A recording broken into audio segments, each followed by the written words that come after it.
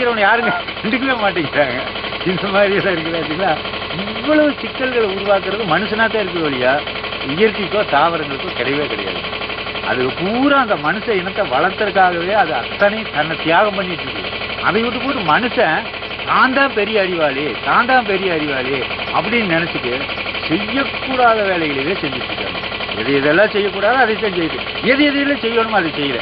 அதுதான் திருவள்ளுவர் தெளிவா சொல்லிட்டார். செய்தக்க அல்ல செய்யணும், செயக்கிடும் செய்தக்க செய்யாமையானும் கடும் அதான் செய்ய வேண்டிய செயலை செய்யாம விட்டாலும் கெட்டு போயிரு, செய்யக்கூடாது செஞ்சாலும் கெட்டு போயிரு. அந்த குரல், அந்த அடிப்படையில் ஒரு குரல் சொல்லுவாரு, செய்தக்க அல்ல செய்யக்கடும் செய்தக்க செய்யாமையானும் கடும். இதுதான் குரல். அதாவது செய்ய வேண்டிய வேலைகளை நீ சரியா செய்யலினாலும் கெட்டு போயிடுவ, செய்யக்கூடாது செஞ்சீங்கன்னாலும் கெட்டு போயிடுவீங்க. அந்த மாதிரி அப்போ ஒவ்வொரு தாவரத்தினுடைய அந்த இலை அமைப்பு, அது எப்படி அந்த அமைப்பு எப்படி இருக்குது, இதுகளெல்லாம் பார்த்துட்டு அதுக்கு தக்க முறையில் தெளிப்பு நீர் பாசனம் மட்டுமே தான் இன்னைக்கு சிறந்ததுங்க. அதை தவிர எனக்கு சிந்திக்கவே தெரியல. அது இயற்கைக்கு, அதாவது நீர்ப்பாசனம்ங்கிறதே தப்பு, அப்படியே இருந்தாலும் கூட தெளிப்பு நீர் பாசனம் தான் சரி. அது இயற்கைக்கு கொஞ்சம் சாதகமாக இருக்குது, அது இயற்கையை ஒட்டியதாக இருக்குது. அப்போ அந்த தெளிப்பு நீர் பாசனத்தில் என்னென்ன ஆகும்னா, இந்த நுட்பவியல் நான் ஒன்று சொல்லுவேன். இந்த துளிகள் அப்படியே தெளிக்கும் போது சுழண்டுட்டே போகும், சுற்றிட்டே போகும். அந்த துளியாக போகும்போது சுற்றிட்டே போகும். சுற்றும் போது இந்த காற்றில் இருக்கக்கூடிய அந்த கெட்ட தூசு துப்பு, அந்த இது, அப்புறம் கெமிக்கல்ஸு இல்லை நைட்ரஜன், இது எல்லாம் கரைச்சி மண்ணுக்கு சேர்த்து.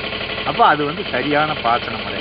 ஆனால் இன்னைக்கு நம்மளுக்கு என்னென்ன நடக்கும், தெளிப்பு நீர்னா எப்படி தப்பு வரும் அப்படின்னாக்கா, ஒன்று பவர் அதிகமாக வேணும், ப்ரெஷர் அதிகமாக வேணும், பவர் அதிகமாக வேணும். ரெண்டாவது நீராவி போக்கு கூடுதலாக போயிடும். இந்த தெளிக்கும் போது ஏற்படக்கூடிய இந்த வெயில் ஏற்படக்கூடிய எவாபரேஷன் லாஸ் கூடுதலாக போகும். அப்போ நம்ம வேலி அமைப்பு நல்லா மாறும், இங்கே மைக்ரோ கிளைமேட்டை உருவாகும். இதெல்லாம் செஞ்சுட்டா தெளிப்பு நீர் பாசனம் மட்டும்தான் உலகத்துக்கு மிகச்சிறந்த பாசன முறையாக இருக்குது. பாசனம் கொடுக்குறது தப்பு, பாசன முறைன்னு எடுத்துட்டா தெளிப்பு நீர் பாசனம். அப்புறம் சொட்டு நீருங்கிறதெல்லாம் அதுக்கு பின்னாடி அது அது என்னால் ஏற்றுக்க முடியல. சொட்டு நீருங்கிறத ஏற்றுக்கவே முடியல. அதுலேயும் இந்த மாதிரி நிலத்துக்கு ஒரு விதமான சொட்டு நீர் கொடுத்தோம் அப்படின்னாக்கா அது பூராமே ஹெவி லாஸ் தான் வருது, ஒன்றும் நல்லதே வராது. இங்கே அந்த மண் கிருகிருக்கு கீழே இறக்கக்கூடிய மண், அந்த மண்ணில் சொட்டு நீருங்கிறது ரொம்ப ரொம்ப தப்பான வாசனை. ஆனால் இன்னைக்கு இங்கே இதுதான் போட்டிருக்காங்க, அவங்களுக்கு தெரிஞ்ச அவ்வளோதான். அதில் அதுலேயும் இந்த மைக்ரோ டியூப் போட்டுருக்கிறது ரொம்ப தப்பு. ஒன்று இந்த காரை கட்டிக்குது, அது நல்லாவே பார்க்கலாமா.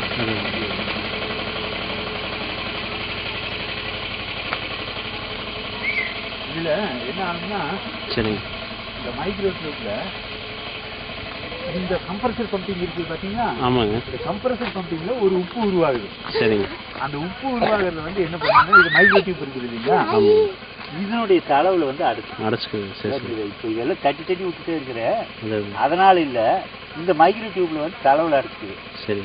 இதில் என்னென்ன நடக்குது அப்படின்னா, சரி, இந்த நான் மாடு கொண்டுட்டு போகிறோம்னு வச்சுங்களேன், இல்லை மனுஷன் நடந்து போகிறேன்னா, இந்த டியூப்பை தட்டி விட்டுட்டோம்னு வச்சுங்களேன், இது இன்னைக்கு இங்கே பாசனம் நடந்துட்டு இருக்குது. நான் அடுத்த தடவை பாயும்போது இங்கே பாயுதுன்னு வச்சுங்களேன், அதுக்குள்ளே வேர் வளராது, அல்லது வேருக்கு எட்டி திங்கிற இதெல்லாம் இருக்காது. அப்போ அந்த பாசனமே தப்பாயிட்டு. அப்போ இந்த முறைகள் எல்லாமே எனக்கு பிடிக்கிறதே இல்லை.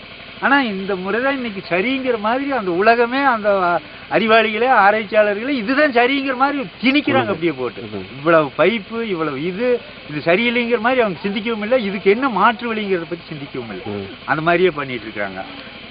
இந்த மாதிரி மல்ச்சிங் வெகு காரியங்களில் நடக்க. அந்த இடத்துல மல்ச்சிங் போட்டோம்னா என்ன ஆகும்னா, ஈரப்பதம் எவாபரேஷன் லாஸ் குறைஞ்சிருக்கும்.